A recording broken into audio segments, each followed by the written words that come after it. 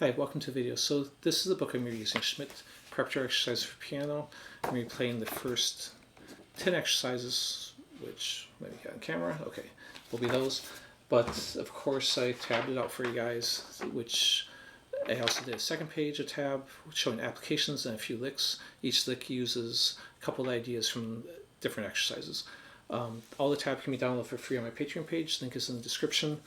If you want to become a member and donate, I would much appreciate it, but it will always be free and access to everyone. Okay, so I'll play a lick first. There's 3 licks. I'll play through them slow, then I'll play them faster. Okay, second lick.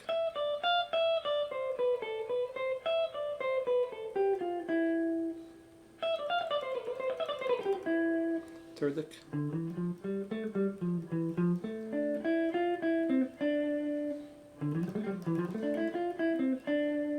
Okay, so let me go and jump into these exercises. So most of those licks only had, I took like half of one of the exercises and put in, because I think it kind of, if you put too long of an idea, it's hard to work that into your own ideas. Now I wrote, if you look at the tab, the numbers above the tab will be, if I'm thinking of it as a sequence, I'll kind of explain that in a second. I have repeat symbols on each exercise, and then there's a note after it, and that's the note you resolve on the last time through. So in the book, it transcribes the exercise twice, but then in the note above it, it says play each one 10 or 20 times. I would say 10 or 20 is probably too much. Play them a few times, and then maybe just do some of the variations that I'll show on the second page. When I'm thinking of it as a sequence, that just allows me to think of it as a pattern that's outside of intervals and scales specifically. So, if I'm playing through this, the first one's just 1, 2, 3, 4, and then I come back 5, 4, 3, 2. Now, you could think of that as a group of 5 and 3, but to me, it's mentally easier, and it's written as 16th notes, to think of it as I'm ascending 4 notes. Technically, I'm ascending again to get this one. I remember think of that as the first one of my descending, and then think of it as descending 4 notes. Okay, so if I'm thinking of it in that way, with numbers, the advantage of that is if I move to like a B for the Locrian and play the same pattern, 1, 2, 3, 4, 5, 4, 3, 2. Play it after A, 1, 2, 3, 4, 5, 4, 3, 2. Doesn't matter. But if I'm actually thinking intervals, when I move to the B Locrian, it would be 1, flat 2, flat 3, 4, flat 5. On the A, it would be 1, 2, flat 3. So the intervals will be different in everyone.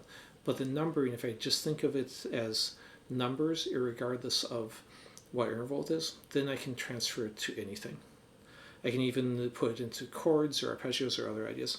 So the first one was, I just showed. You resolve it when you're ready. After you repeat it as many times as you want, you resolve on the C. Okay.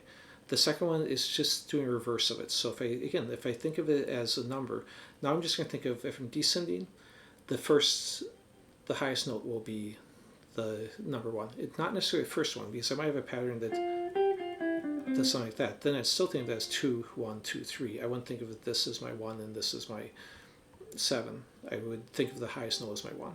Okay, and if I'm ascending, I think of the lowest note as my 1, even if it's not the first note I play. So this is just 1, 2, 3, 4, 5, 4, 3, 2. Again, repeat as much as you want, and then it just ends on the G.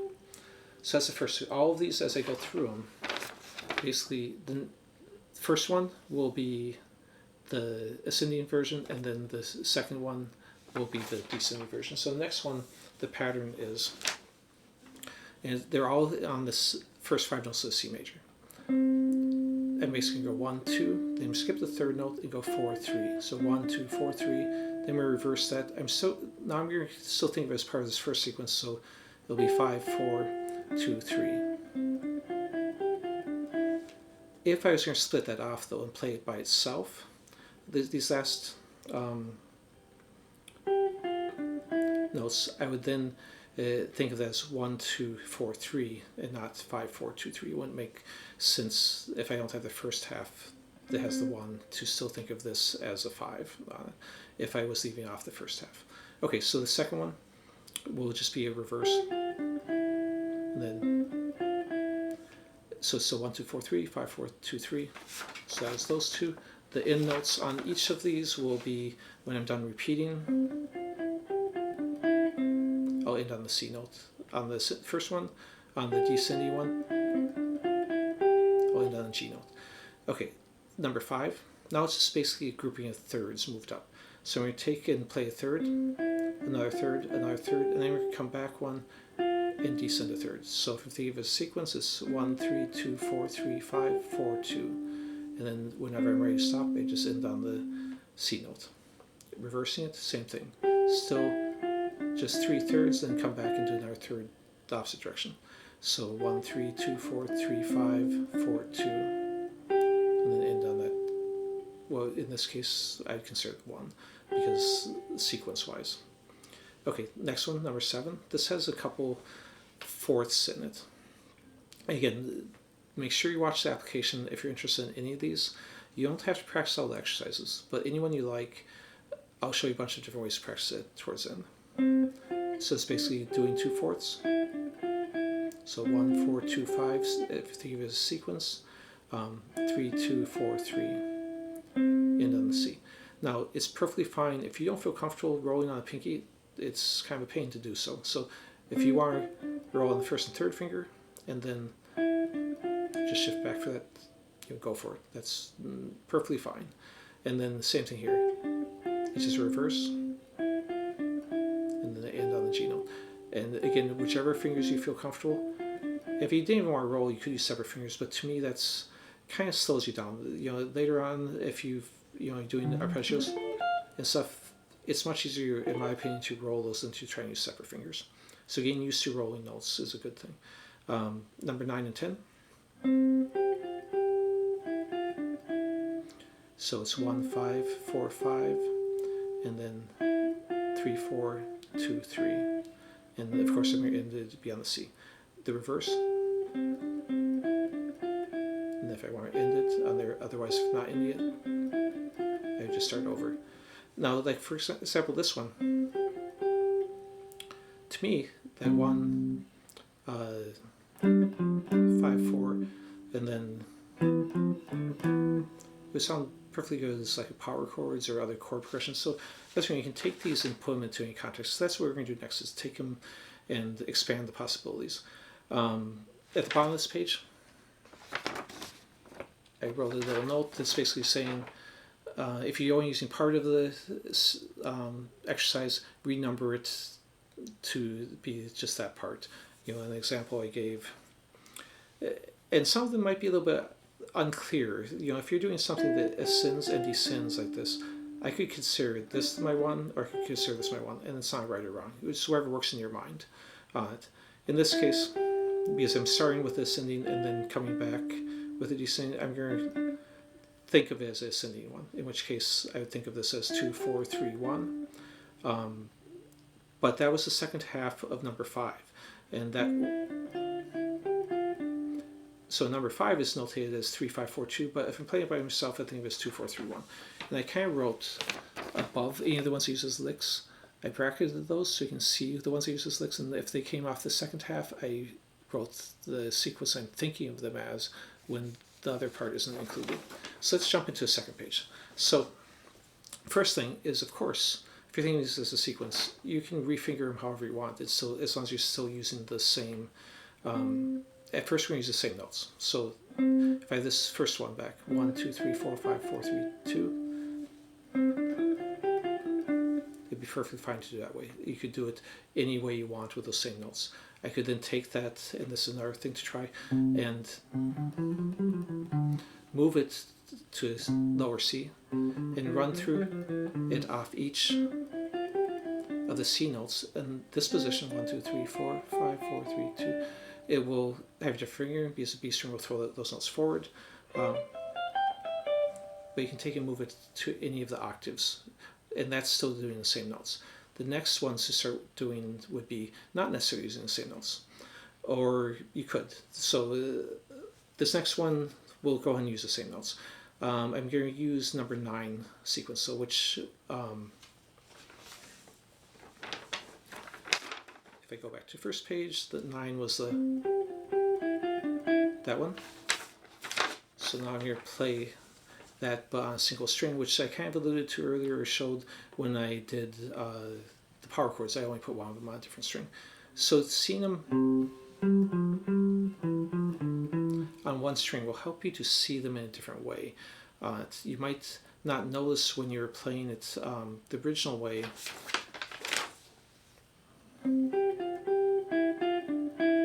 that this 9, 10 is E, F, D, E. It's that shape. Because when you change strings, you might not think of it as the same. So seeing one string might help you see it in a different light. So I'd go ahead and try all of them at least once on a single string so you can kind of visualize it. Because remember, piano is more linear, and that's how they would see it. So next one I'm going to do is I'm going to take it on 2 strings like we did originally, but I'm going to move it down the whole key. So if I'm in the key of C major, so I'm going to take the number 5, which is the ones with thirds. So I'm going to basically go 1, 2, 3 thirds, and then back. Or if you want to think of the numbers from sequence 1, 3, 2, 4, 3, 5, 4, 2.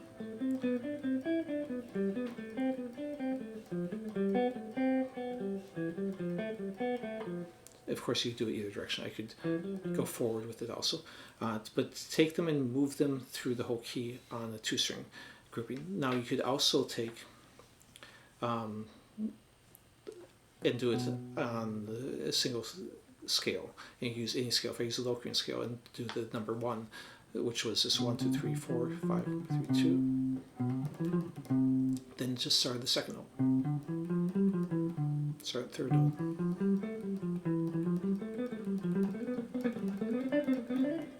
And you can run through the whole scale, any scale you want.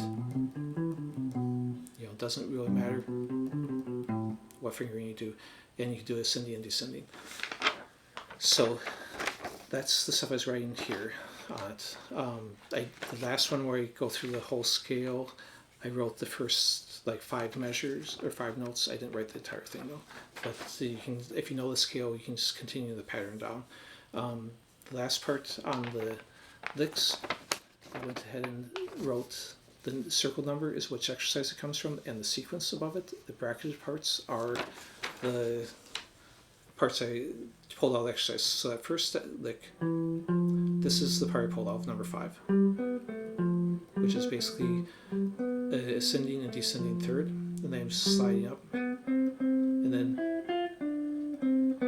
this part I pulled out of 8, which is basically the same idea, but just starting on a different note. So this one I'd consider 1, 3, 2, 4, while the other one I'd consider 2, 4, 3, 1, but basically the same idea. And then the second one comes from number 7. That's from the exercise. Then you just do a scale run down, and then this part's from number 3, the 1, 2, 4, 3. So, and then scale run, and then the third one has the number 1. They just slide up into an inversion of a D minor. And then this part at the 10 is the 1, 2, 4, 3 from number 4, so the descending version of that. Okay, so I wrote a few notes to remind you alongside, but basically things I already talked about. But in case you're not watching a video and looking at just the tab, then you can remind you of those, and I kind of wrote those alongside there. So anyways, that's the whole thing. If you want me to do some more of these, this book actually has I think it's 213 exercises. I just did the first 10, but there's also other ones like this violin technique one, another piano one. I was originally going to do this Hanon one, but honestly I didn't find them as interesting. So that's why after arranging the first half dozen, I decided to switch books. But any of those, or if you have a favorite technique book that you've worked through on a different instrument, go and suggest it, and if I can find it online on a PDF or somewhere else, I'll be glad to arrange it for guitar and give my take on it. Anyways, thanks for watching. Please like and subscribe if you haven't. See you again.